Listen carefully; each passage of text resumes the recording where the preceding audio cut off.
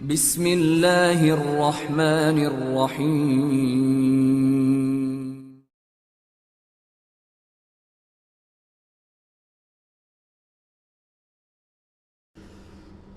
بسم اللہ الرحمن الرحیم قل هو اللہ احد، اے نبی فرما دیجئے کہ اللہ یکتا ہے۔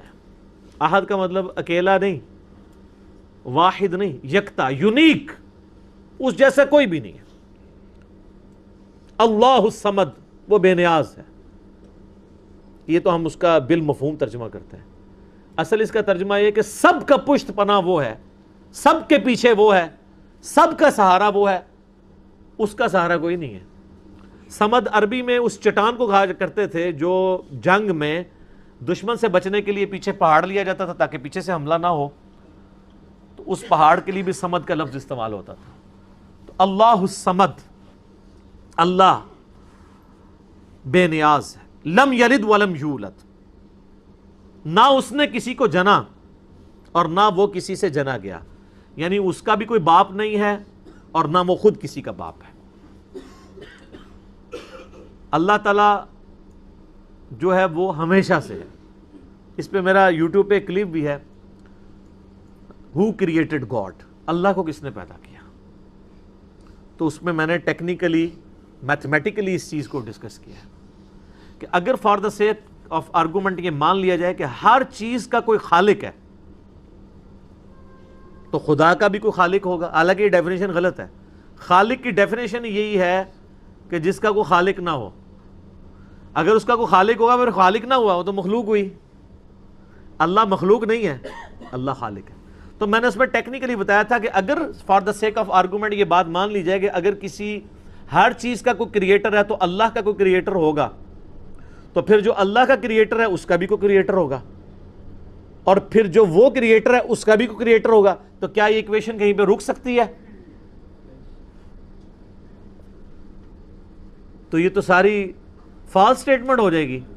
جبکہ دوسری طرف ریالٹی ہے کہ ہم موجود ہیں، مخلوق ہے، یہ ایک حقیقت ہے۔ اس حقیقت کو ریورس کرنے کے لیے اگر یہ مانا جائے کہ ہمارا کوئی کریٹر، اس کا بھی کوئی کریٹر، اس کا بھی کوئی کریٹر، تو دوسری طرف تو آپ حقیقت تک پہنچ ہی نہیں سکتے، انفینٹ ہے۔ تا وقت ہے کہ آپ کسی ایک کو ایسا نہ مان لیں کہ جس کا کوئی کریٹر نہ ہو، جہاں سے سب سٹارٹ ہوئے ہوں، تو سر وہی تو ہے لم یلد ولم یولد۔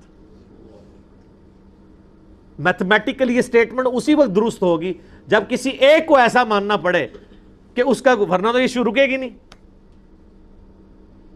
اسی لیے بخاری میں حدیث ہے کہ شیطان تو میں آ کے کہتا ہے کہ پہاڑوں کو کس نے پیدا کیا؟ تم کہتے ہو اللہ نے۔ وہ کہتا ہے درخت تم کس نے پیدا کیا؟ تم کہتے ہو اللہ نے۔ پھر وہ تم سے پوچھتے ہیں اللہ کو کس نے پیدا کیا؟ جب وہ یہ کہے تو تم کہا کرو قل هو اللہ احد اللہ الصمد لم یلد ولم یولد ولم یکن لہ کفوا احد۔ وہ ٹیکنیکلی سپیکنگ وہی بات کی ہے کہ اس کا تو کریٹر ہو نہیں سکتا، میتھمیٹیکلی یہ سٹیٹمنٹ رانگ ہو جائے گی۔ وَلَمْ يَكُنْ لَهُ كُفُوًا أَحَدٌ، اور اللہ تعالیٰ کی ٹکر کا کوئی بھی نہیں ہے، کوئی اس کے برابری کا نہیں ہے۔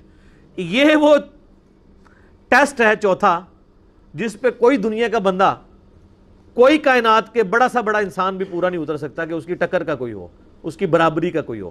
کوئی کتنا بھی بڑا ہو مخلوق ہوگا، مخلوق ہے تو اس کے ساتھ نیند جڑی بھی ہوگی، مخلوق ہے تو اس کے ساتھ کھانے پینے کا محتاج ہوگا، مخلوق ہے تو وہ پیشاب کا محتاج ہوگا، اور سب سے بڑی محتاجی کہ اسے موت آ جائے گی، اور اللہ کو موت نہیں آتی۔ وہ الحی القیوم،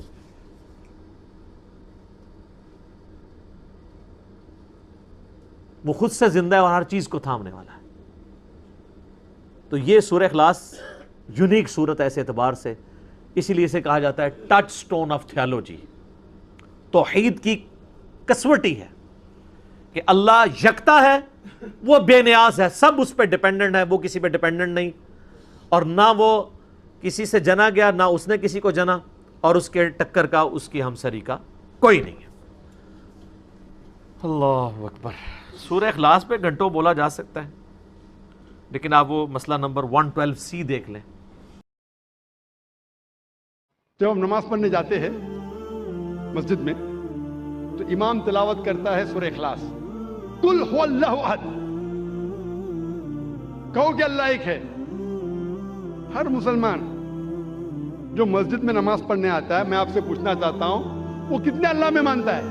जो मुसलमान मस्जिद में नमाज पढ़ने आता है कितने अल्लाह में मानता है? एक में। एक भी मुसलमान नहीं जो 2 अल्लाह में मानता है। तो ये कारी साहब किसको बोल रहे हैं? अल्लाह क्या कह रहा है हमसे? अल्लाह कह रहा है कुल, कहो, कुल हो अल्लाह अहद, कहो कि अल्लाह एक है। किन से? मुसलमानों से नहीं, वो लोगों से जो लोग एक अल्लाह में नहीं मानते। हम नमाज तो पढ़ते हैं सूरह इखलास, माशाअल्लाह, कुरान का 1/3 हिस्सा। बाहर निकलते कितने लोग गैर मुसलमान से कहते हैं कि अल्लाह एक है। इतना बड़ा मजमा है, करोड़ों लोग इस तकरीर को लाइव देख रहे हैं। मैं पूछना चाहता हूं कि अपनी जिंदगी में आपने कितनी बार सूरह इखलास की तिलावत की होंगी? कितने बार? कितने बार? कितने बार? कितने बार? हाँ, बेशुमार। कोई बोलेगा हजारों बार। 1000 बार तो की होंगी ना, अगर नमाजी है तो आप। अगर नमाजी है, नमाजी नहीं तो अलग बात है। अगर नमाजी है तो हजारों बार तो तिलावत की होंगी।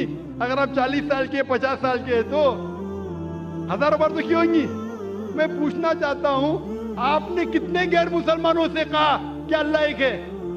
1000, 100, 50 से तो कहा, 10 से तो कहा कि आज तक के तो शायद अल्लाह ताला आपको माफ करेगा क्योंकि आपने तवज्जो नहीं दी होगी। आज के बाद आपने जाकिर की तकरीर तो सुनी है कि जब आप सूरह इखलास पढ़ते हैं, कुल हो अल्लाह अहद, उसकी मानिए, कहो उन लोगों से जो लोग एक अल्लाह में नहीं मानते कि अल्लाह एक है।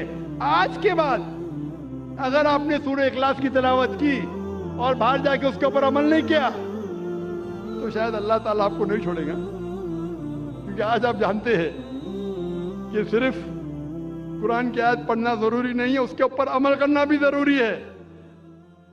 तो मेरे तकरीर सुनने के फायदे भी होते, नुकसान भी होते। अगर अमल करेंगे तो फायदा होगा, नुकसान करेंगे तो वो लोग बोलते हैं ना कि कच्चा लाइसेंस और पक्का लाइसेंस। कच्चा लाइसेंस है तो आपको दंड आधा पड़ता है, पक्का लाइसेंस से डबल पड़ता है।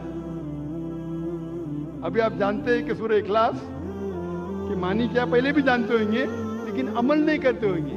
तो अभी अगर आप नमाज में अगर इमाम कहता है कुल अल्लाहु अहद, उसका मतलब आपसे कह रहा है कि कहो वो लोगों से जो एक अल्लाह में नहीं मानते कि अल्लाह एक है। कितने लोग इसके ऊपर अमल करते हैं? कितने लोग?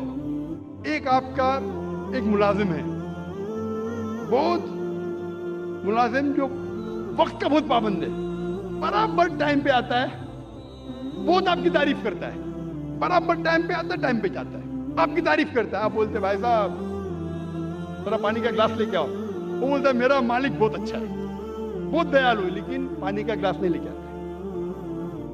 बहुत तारीफ के पुल बांध रहा है, हाथ जोड़ के आपके सामने खड़ा है। आप बोलेंगे ये खत मेरे दोस्त को पहुंचाओ, मेरा मालिक बहुत अच्छा है, मेरा मालिक बहुत महान है, तारीफ कर रहा है, हाथ बांध के सिर झुकाए खड़ा है, आपका कहना नहीं मानता है। आप क्या करेंगे? उसकी सैलरी बढ़ाएंगे? आप उसको बोनस देंगे? क्या करेंगे? क्या करेंगे? उसी तरीके से अफसोस की बात है, अक्सर हम कहते हैं कि अल्लाह से मोहब्बत करते हैं, कहते हैं, तारीफ करते, अल्लाह अकबर, तारीफ तो बहुत करते हैं, लेकिन क्या अल्लाह का कहना मानते? इबादत का मतलब बंदगी। अल्लाह जो हुक्म दे रहा है हमें, उसके ऊपर अमल करने को कहते हैं बंदगी। वो तो अल्लाह के रसूल की हदीस है, इसीलिए हम मुसलमान बच गए। अल्लाह के रसूल फरमाते हैं कि वो अल्लाह की रहमत के बिना कोई भी इंसान जन्नत में नहीं जा सकता, सिर्फ अमाल पे। अगर हमारे अमाल के जरिए हम सिर्फ जन्नत में जाएंगे तो एक भी इंसान दुनिया में जन्नत में नहीं जाएगा। एक साहबा अल्लाह के रसूल से पूछते, या अल्लाह के रसूल क्या आप भी? तो वो कहते हाँ मैं भी। जब अल्लाह के रसूल जो सबसे बेहतरीन इंसान है, سب سے بہترین مثال ہے ہمارے لیے. وہ اللہ کے رحمت کے بنا جب نہیں جا سکیں تو ہم کیا ہے. اسی لیے اللہ کی رحمت ہے, وہ رحمان اور رحیم, اس لیے ہم بچ گئے. تو صرف لپ سروس سے کام نہیں چلے گا. میں ایک مثال دیتا ہوں. آپ بیمار ہوتے ہیں تو کس کے پاس جاتے ہیں آپ؟ ڈاکٹر کے پاس.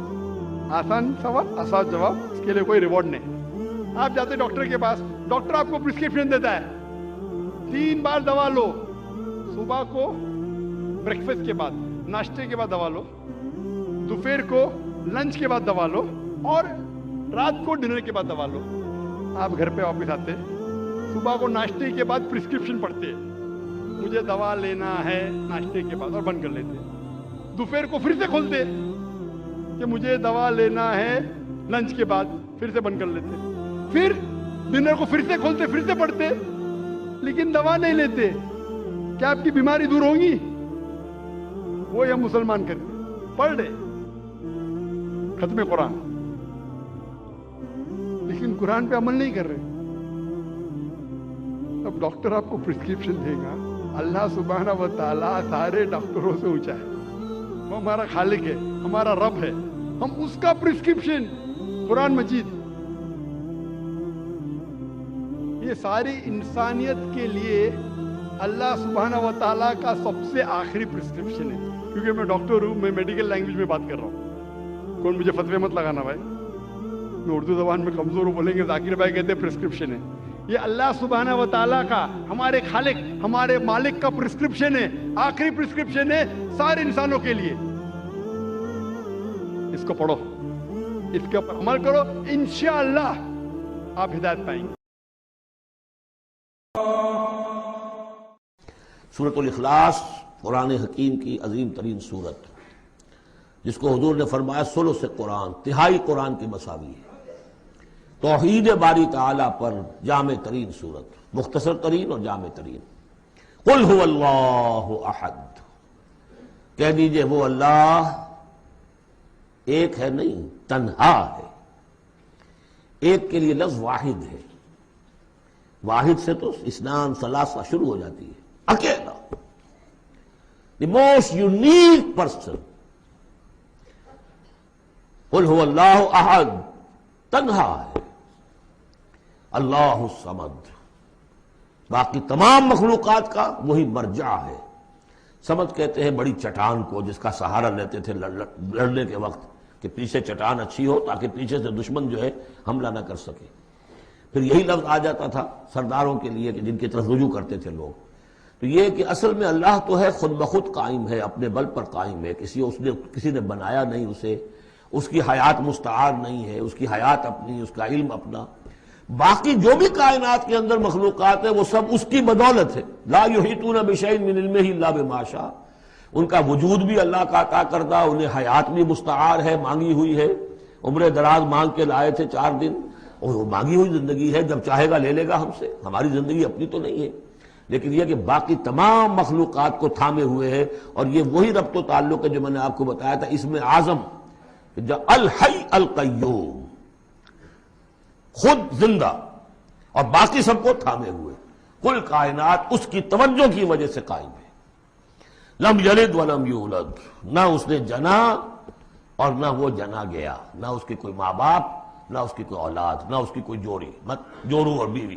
متخذ صاحبۃ ولا ولدا, یہ ہم پڑھ چکے ہیں قرآن. اس اعتبار سے نفی ہو گئی کہ کچھ لوگوں نے اس کے لیے بیٹیاں تجویز کر دی, فرشتوں کو خدا کی بیٹیاں بنا دیا. کچھ لوگوں نے جو ہے اس کے لیے بیٹے بنا دیے, حضرت مسیح کو بنا دیا, اور حضرت عزیر علیہ السلام کو بنا دیا یہودیوں نے سب نے نہیں, کچھ ان کی فرقوں نے وغیرہ وغیرہ.